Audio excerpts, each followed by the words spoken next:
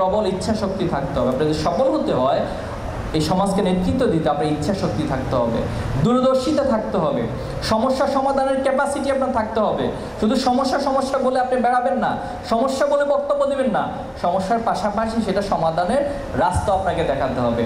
আপনারা জানেন যে ইউসুফ আলাইহিসসালাম তিনি যখন কারাগারে বন্দী ছিলেন তখন বাদশাহের স্বপ্নের ব্যাখ্যা ওনার কাছে জানতে চাওয়া হয়েছিল।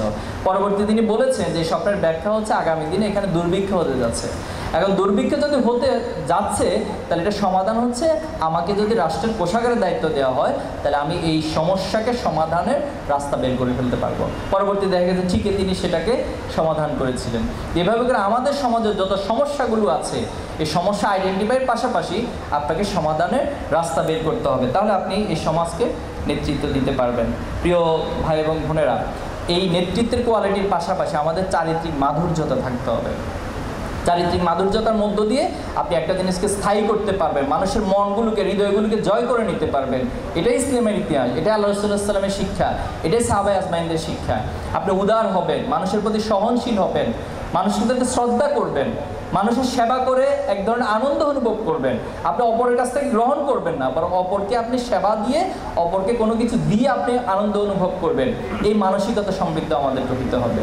তাহলে প্রিয় শিক্ষার্থী বন্ধুরা, আমরা আপনাদের কাছে সেই প্রত্যাশা রাখছি আপনারা নিজেদেরকে সেভাবে গড়ে তুলবেন।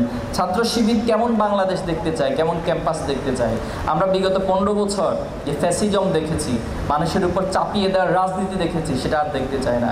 ইসলামী ছাত্র শিবিরের বরিশাল মহানগরের দায়িত্বশীলরা এখানে আছেন, পাশাপাশি বরিশাল ব্রজমোহন কলেজের দায়িত্বশীলরা এখানে আছেন। কেউ কারো উপর বাড়াবাড়ি করবে, এটা ছাত্র শিবিরের পক্ষ থেকে ছাত্র শিবির যেভাবে নিজে করবে না, আবার কাউকে সেটা করতেও দিবে না। আপনার যে আদর্শ চর্চার ইচ্ছা হয় আপনি সেটা করতে পারেন, আমাদের পক্ষ থেকে আপনাকে কখনো কোনো আদর্শ চাপিয়ে দেওয়া হবে না।